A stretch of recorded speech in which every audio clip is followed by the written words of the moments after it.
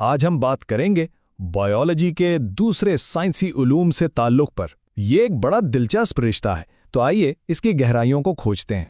तो सवाल ये उठता है कि क्या बायोलॉजी साइंस की दुनिया में एक तन्हा जजीरा है, या फिर ये एक ऐसा मरकज़ है जहां से इल्म की कई नदियां निकलती हैं? तो इस खाके पर नज़र डालते ही जवाब बिल्कुल साफ हो जाता है। बायोलॉजी अकेली नहीं, बल्कि ये तो एक मरकज़ी स्टेशन की तरह है जहां से केमिस्ट्री, फिजिक्स और कई दूसरे इल्म की गाड़ियां गुजरती हैं। ये सब आपस में जुड़े हुए हैं।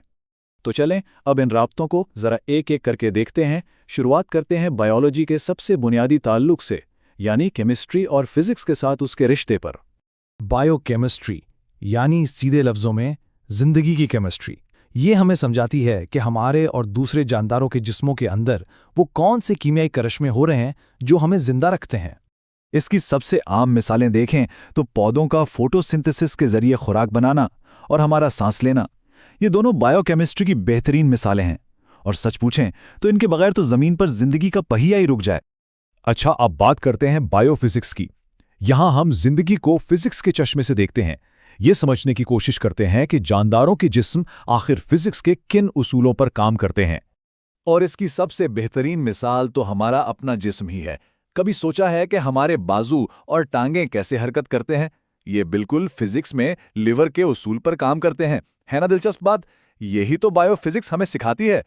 चलें अब आगे बढ़ते हैं और देखते हैं कि आज के जदीद दौर में बायोलॉजी, ज्योग्राफिया और डेटा साइंसेस से कैसे जुड़ती है। बायोजियोग्राफी ये हमें बताती है कि कौन सा जानदार दुनिया के किस हिस्से में पाया जाता है, और अहम बात ये कि वो वहीं क्यों पाया जाता है। एक तरह से ये जानदारों की दुनिया का नक्शा है। और ख़ास तौर पर आजकल जब माहौलियाती तब्दीली की बात होती है तो बायोजियोग्राफी हमें ये समझने में मदद देती है कि क्यों कुछ जानदार अपने कुदरती घर छोड़कर नई पनाहगाहें तलाश करने पर मजबूर हैं। फिर आती है बायोस्टैटिस्टिक्स। ये समझें कि बायोलॉजी और रियाजी का संगम है। ये हमें हयातियाती डेटा के एक बड़े समंदर से काम की मालूमात यानी मानी खेज नताइज निकालने में मदद देती है।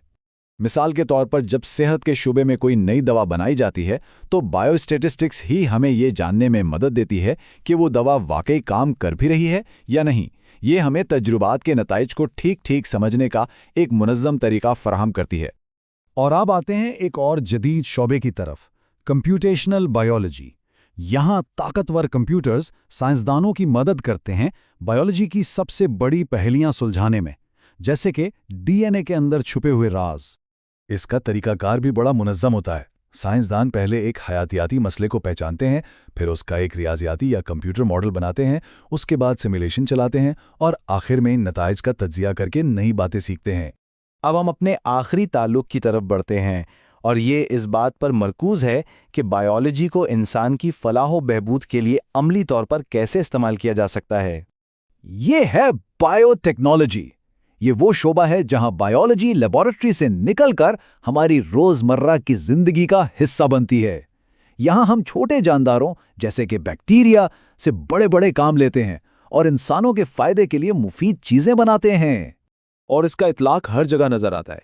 सेहत के शोबे में नई दवाएं हों, ज़राअत में बेहतर फसलें हों, या फिर सनत में माहौल दोस्त चीजें बनाना, बायोटेक्नोलॉजी हर जगह हमारी दुनिया को बेहतर बना रही है। तो हमने देखा कि बायोकेमिस्ट्री से लेकर बायोटेक्नोलॉजी तक ये तमाम शोबे एक तरह से बायोलॉजी के मरकज़ से जुड़ी हुई अहम कड़ियां हैं। ये सब मिलकर इल्म का एक घना दरख्त बनाते हैं। तो आखिर में इन तमाम बातों को समेटते हुए हम इस नतीजे पर पहुंचते हैं कि साइंस की दुनिया में दर हकीकत कोई सरहदें नहीं होती। बिल्कुल इसी तरह साइंसी शोबे कोई अलग थलग जजीरे नहीं है, बल्कि ये ऐसे बड़े आज़म हैं जो तहकीक और जुस्तजू के पुलों से आपस में जुड़े हुए हैं। तो असल बात यह है कि बायोलॉजी को समझने का मतलब सिर्फ बायोलॉजी का मुताला करना नहीं, बल्कि साइंस के इस पूरे आपस में जुड़े हुए जाल को समझना है। इसी से हमें असल और गहरी बसीरत हासिल होती है। और यही सोच हमें एक नए और दिलचस्प सवाल की दहलीज पर ला खड़ा करती है। जैसे जैसे हमारा इल्म बढ़ता जाएगा, साइंस मुस्तकबिल में कौन से नए पुल तामीर करेगी, कौन से नए शोबे एक दूसरे से मिलेंगे और इससे कौन सी नई दरियाफ्तें जन्म लेंगी, ये सोचने के लिए एक बेहतरीन नुक्ता है।